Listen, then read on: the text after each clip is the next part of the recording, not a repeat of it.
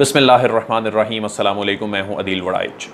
आज एक बड़ी ख़बर से आपको आगाह करने जा रहे हैं। मौजूदा हुकूमत का एक बड़ा फ़ैसला और ये पाकिस्तान की तारीख़ का एक अहम फ़ैसला होने जा रहा है और इस हवाले से एक आइनी तरमीम भी होने जा रही है। और आइनी तरमीम के लिए दरकार होती है 2/3 अक्सरियत, और 2/3 अक्सरियत तो हुकूमत के पास नहीं है। तो इस हवाले से अपोजिशन क्या करने जा रही है, लेकिन ये जो फ़ैसला है ये ना सिर्फ हो गया है बल्कि इम्प्लीमेंट होने जा रहा है। पाकिस्तान को 5वां सूबा मिलने जा रहा है और ये 5वां सूबा जो है गिलगित बल्तिस्तान होगा। 2009 से पहले इसे शुमारी इलाका जात कहा जाता था और ये वफाक के ज़ेर इंतज़ाम इलाके होते थे। फिर इसे ख़ुद मुख्तारी देने के लिए 2009 में Gilgit Baltistan empowerment and self governance order 2009 आया था। उसके बाद वहाँ की एक लेजिस्लेटिव असम्बली जो है वो उसका क़याम जो है वो हुआ था और उसके बाद वहाँ की हुकूमत जो है वहाँ पर मुकामी तौर पर हुकूमत साजी का अमल शुरू हुआ। आज तक वो चलता आ रहा है। 2015 में ये एक रिकमेंडेशन, एक कमेटी बनी। 2015 में एक कमेटी बनी जिसे सरताज अजीज़ हेड कर रहे थे और उसमें पाकिस्तान के कई सफारतकार भी थे। इस कमेटी ने वहाँ के जो मसाइल के हल के लिए जो रिकमेंडेशंस दी थी उनमें एक रिकमेंडेशन ये भी थी कि गिलगित बल्तिस्तान को सूबा होना चाहिए और वहाँ के लोगों की ख्वाहिशात को मद्देनज़र रखते हुए, वहाँ के लोगों की महरूमियों को दूर करने के लिए, वहाँ के लोगों के मसाइल के हल के लिए इस इलाके की मैं आपको बताऊं कि इतनी अहमियत है कि यानी इसको सिर्फ टूरिज़म के लिहाज से हम देख रहे होते हैं, लेकिन ये इलाके में वहाँ के जो लोग हैं, वहाँ के जो मसाइल हैं, वहाँ मसाइल भी बहुत हैं।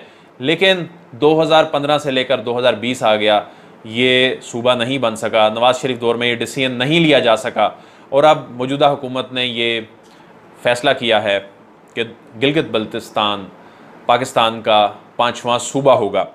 अच्छा, इस हवाले से एक बड़ा अहम काम किया है इस हुकूमत ने कि जो आइनी तरमीम होगी उसमें इसको मशरूत सूबाई हैसियत दी जा रही है। कंडीशनल प्रोविजनल प्रोविंशियल स्टेटस होगा ये, यानी ये एक मशरूत प्रोविंशियल स्टेटस होगा जो कि subject to final resolution of the Kashmir dispute according to the UN resolution होगा। अक़वाम मुत्तहिदा की करारदादों की रोशनी में जब मसला कश्मीर का हतमी हल जो है वो निकलेगा तो उससे ये मशरूत किया गया है। इंडिया को इस सारे मामले से बड़ी तकलीफ़ होती है, गिलगित बल्तिस्तान और ये सारा जो मामला है, तो इंडिया प्रोपेगेंडा भी नहीं कर सकेगा इस सारे मामले पे। और क्योंकि ये तो मशरूत है कि अक़वाम मुत्तहिदा की करारदादें हैं, उसके मुताबिक कश्मीर का मामला जो है वो हल होगा, तो ये उस सारे मामले से मशरूत है, इसलिए ये प्रोविजनल है। जब वो फ़ैसला होगा उस वक्त ये मामला जब हल हो जाएगा तो उस पर ये डिपेंड कर रहा होगा कि ठीक है जी, उस वक्त जो फ़ैसला होगा। तो इसलिए आइन के आर्टिकल 1 में जो तरमीम की जा रही है कि आइन के आर्टिकल 1 जो है वो टेरिटरीज़ ऑफ पाकिस्तान से मुतल्लिक है, जिसमें ये कहा गया है कि पाकिस्तान की जो टेरिटरीज़ हैं उसमें 4 सूबे आते हैं और एक फेडरल कैपिटल इस्लामाबाद है। तो 4 सूबों में खैबर पख्तूनख्वा, पंजाब, सिंध, बलूचिस्तान है। तो अब 5वां सूबा जो है वो ये होगा। ये जी 72,971 मुरबा किलोमीटर का ये इलाका है और 12.5 लाख इसकी आबादी है। लेकिन वहाँ के लोगों की जो ख्वाहिश ये थी कि हमें पाकिस्तान में हमारी नुमाइंदगी क्यों नहीं है यहाँ के पार्लियामेंट में।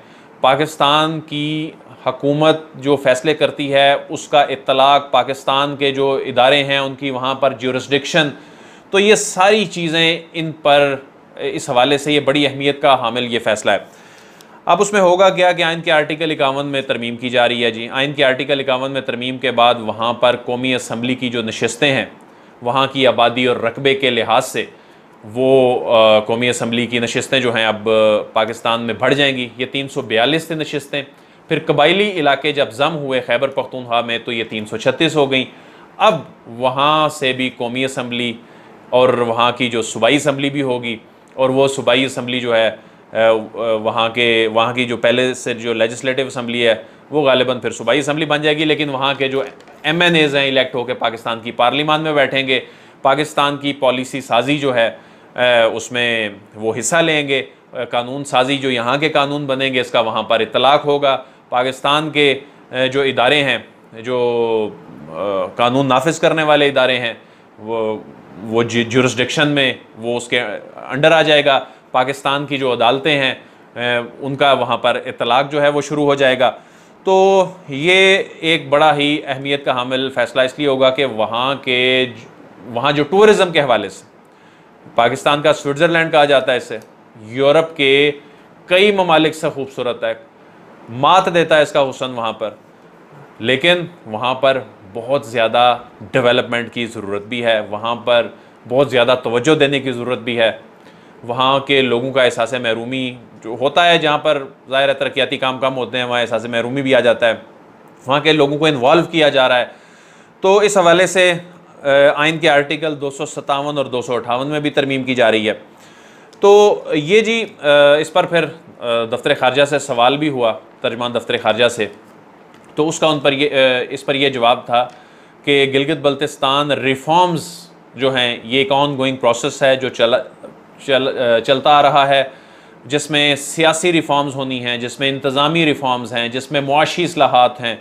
ये गिलगित बल्तिस्तान के अवाम का दरीना मुतालबा है, ये दफ्तर ख़ारजा के तर्जुमान ने कहा है। और उन्होंने कहा है कि ये इस्लाहात उस वक्त तक होती रहेंगी वहाँ के लोगों की ज़रूरियात जब तक पूरी नहीं हो जाती।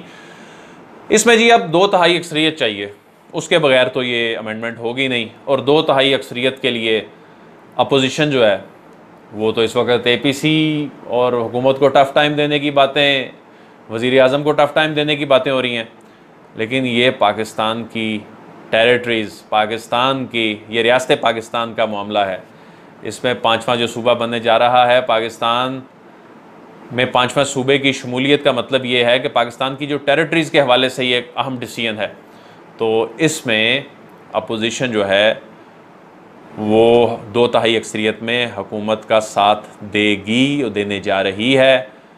जितना मर्ज़ी ये FATF के मामले पर करते रहे कि FATF पे हम ये कर देंगे, वोट नहीं देंगे, पास नहीं होने देंगे, सेनेट से फिर मुस्तरद भी हो गया और मुश्तरका इजलास में फिर उनके जो 36 अरकान हैं वो फिर नहीं आए।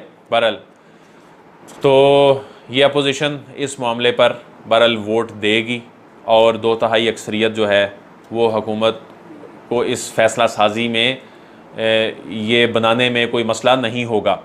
तो 2015 का जो फ़ैसला था, जो बहुत पहले वहाँ के अवाम की जो देरीना ख्वाहिश थी, वो क्रेडिट इस हुकूमत को जाएगा कि उन्होंने ये बड़ा फ़ैसला किया है और उस फ़ैसले के बड़े ही मुल्क के लिए मुस्बत नताइज जो हैं वो निकलने जा रहे हैं। अदील वड़ाइच को इजाज़त दीजिए, आपसे फिर मुलाकात होगी। अल्लाह हाफ़िज़।